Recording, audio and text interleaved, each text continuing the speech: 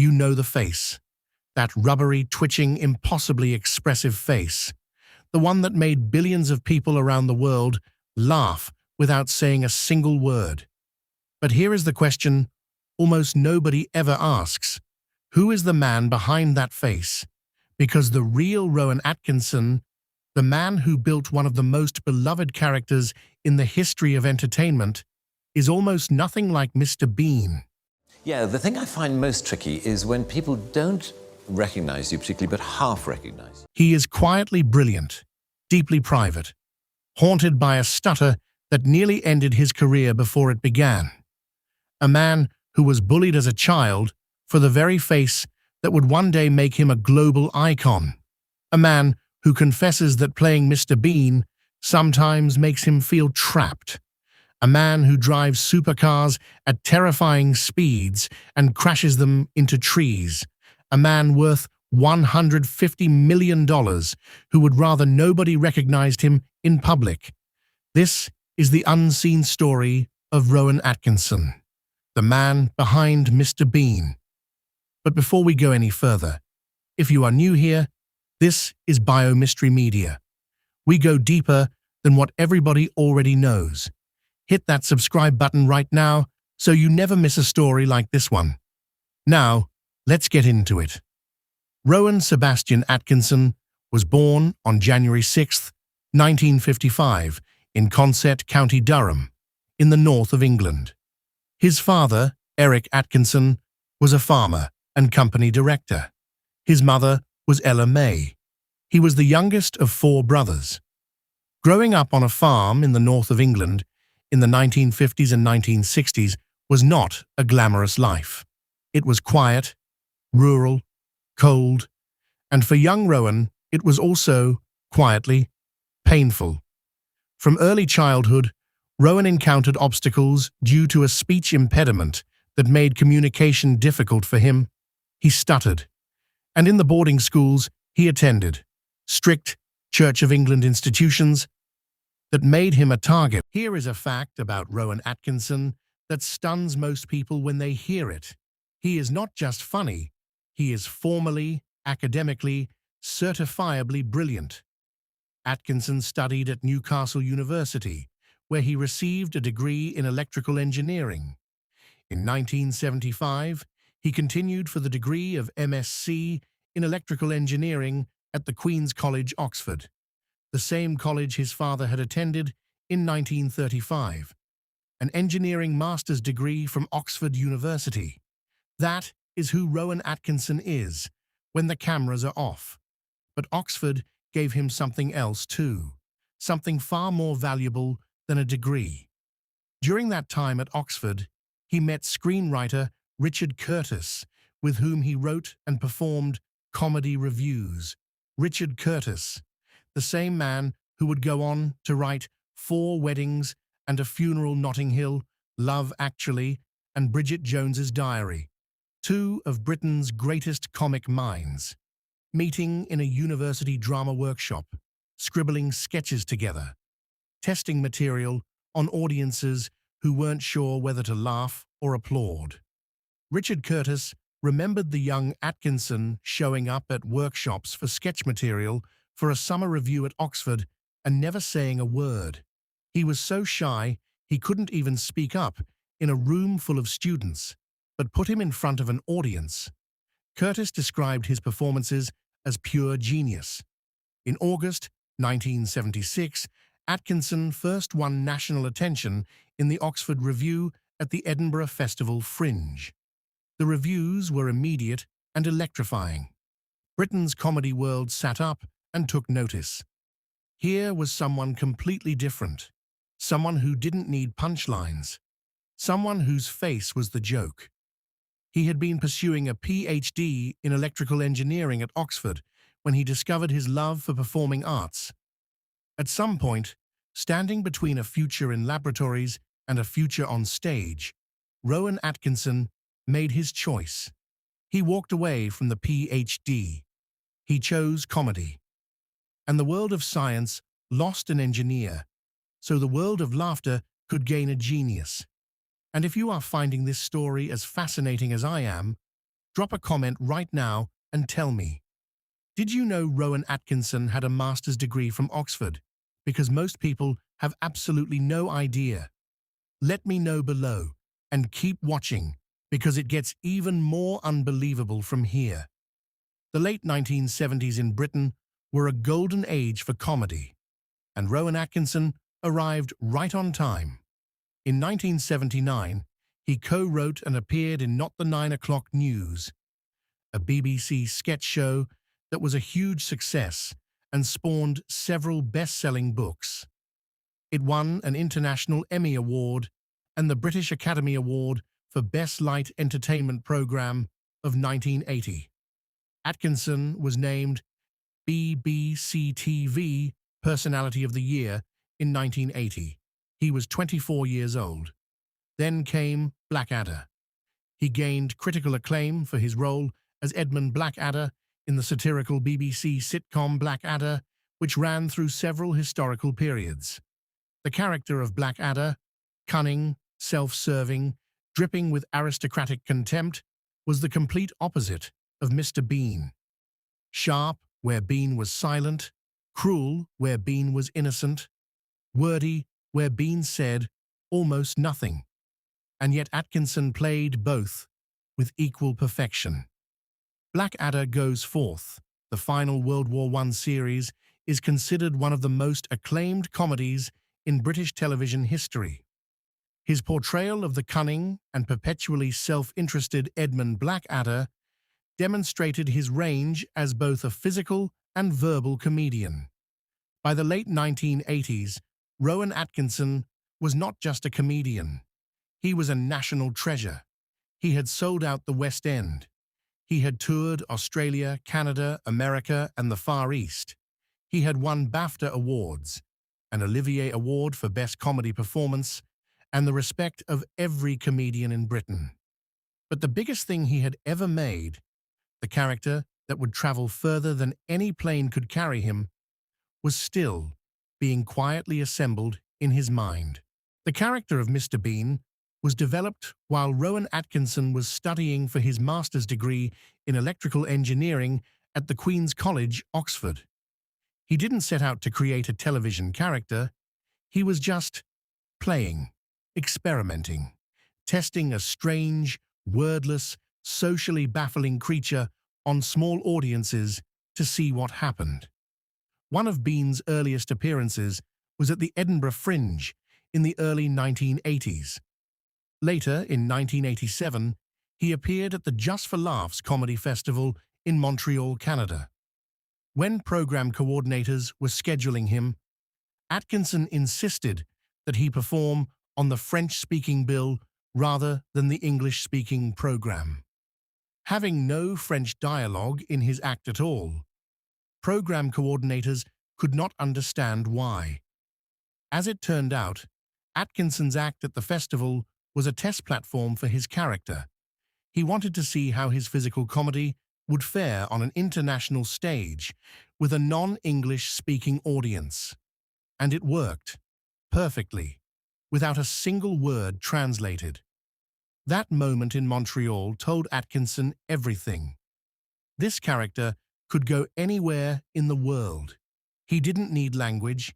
He didn't need subtitles. The jokes lived in the body, in the face, in the tilt of the head and the flicker of the eyes. But where did the character come from? What was the inspiration? Atkinson has stated that Jacques Tati's character, Monsieur Hulot, from the mid-20th century French films, was the main inspiration. Atkinson said, "The essence of Mr. Bean is that he's entirely selfish and self-centered, and doesn't actually acknowledge the outside world. He's a child in a man's body, which is what most visual comedians are about. Stan Laurel, Chaplin, Benny Hill. And there was something else at the root of it too, something more personal. Atkinson has said of his stutter, "It comes and goes. I find when I play a character other than myself, the stammering disappears." That may have been some of the inspiration for pursuing the career I did. Read that again. The man who created the world's most famous nearly silent character did so in part because silence protected him. Speaking as himself was hard. Speaking as someone else made the stutter vanish. So he built a character who barely spoke at all, and in doing so, reached every human being on Earth. The series first aired on ITV, beginning with the pilot episode on January 1st, 1990. Mr. Bean became the highest-rated comedy on British TV in the 1990s. The episode The Trouble with Mr. Bean was viewed by 18.74 million viewers. The series was sold to more than 245 countries and 50 airlines. 245 countries. Think about that. Every continent, every culture, every language, all laughing at the same man, in the same brown tweed jacket, with the same battered mini and the same threadbare teddy bear. In October 2018, Atkinson's Mr. Bean YouTube channel received YouTube's Diamond Play button for surpassing 10 million subscribers. In 2018, it had more than 6.5 billion views. Mr. Bean is also among the most followed Facebook pages, with 94 million followers in July 2020, more than Rihanna, Manchester United, or Harry Potter. A boy who was bullied for his face, a man who struggled to say his own words, built a silent character who became one of the most watched human beings in the history of recorded media. But here is the part of the story that Rowan Atkinson has spoken about very rarely, and very honestly when he does. He has grown to find Mr. Bean a burden. In 2012, Atkinson told the Daily Telegraph something that shocked fans everywhere.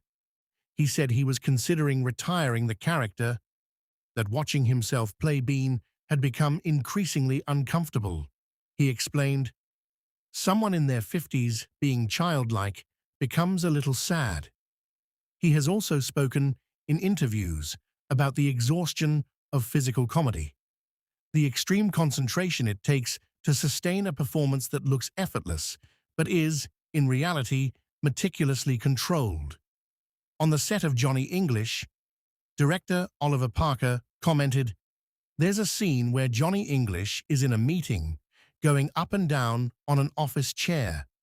Rowan's focus is astonishing in that scene. Everybody else was having to hold back, and when I said cut, there was an explosion of laughter. What looks like chaos is chess. Every stumble planned, every flinch timed, every raised eyebrow rehearsed.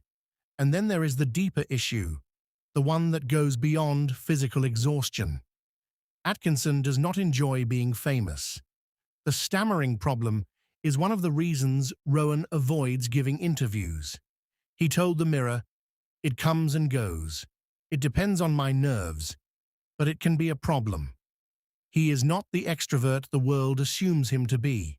He is introverted, private, more comfortable behind a character than in front of cameras as himself. The stutter that launched his love for acting never fully went away. It just retreated whenever he put on a mask. And Mr. Bean became the greatest mask of all, so effective that the mask slowly began to swallow the man.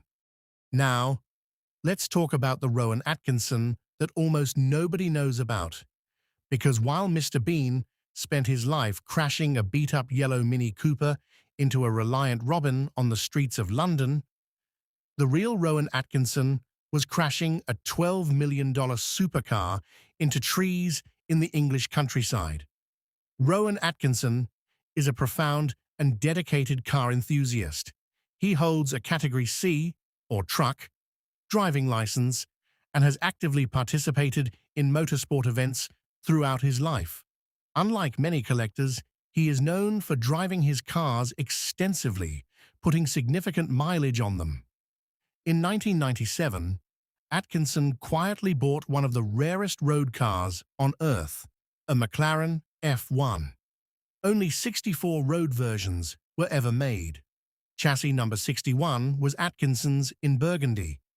He paid approximately $830,000 for it. He didn't lock it in a garage. He didn't put it behind glass. He drove it everywhere. He clocked up over 60,000 kilometers, from school runs and supermarket trips to high-speed runs in the countryside. And then, in a twist almost too perfect for a Mr. Bean episode, he crashed it, twice. The first crash was in 1999, a rear-end collision with another car, substantial hood damage. The car was sent back to McLaren for repair. He managed to avoid further disaster for 12 years, and then, in 2011, on a damp British evening, Atkinson lost control of the car before spinning off the road, smashing the McLaren into a tree, and the car burst into flames. The body of the McLaren broke apart. He got away with minor injuries. The car was in two pieces, on fire, in a ditch. The repair bill was £910,000, over $1.4 million, the largest single automobile insurance payout in British history. The F1 uses an enormous amount of carbon fiber, and part of its engine bay is covered in gold for heat-reflecting purposes, which drove the cost of reconstruction through the roof. The repairs took 2 full years, and then in 2015, Atkinson sold the fully restored McLaren F1 at auction for $12.2 million. Having been covered by insurance for both crashes, he made over $11.3 million in profit on the car. The man who built a career on playing a bumbling idiot who crashes everything he touches accidentally ran one of the most profitable supercar deals in celebrity history. Behind the awards, behind the crashes, behind the billions of views and the sold-out arenas, there is a quiet man trying to live a normal life. Rowan Atkinson was married to makeup artist Sunetra Sastry from 1990 until their divorce in 2015. They have 2 children, Ben and Lily. He later welcomed a daughter with his current partner, actress and comedian Louise Ford. Rowan is 28 years Louise's senior, a detail that raised eyebrows in the tabloids and that Atkinson characteristically paid absolutely no attention to.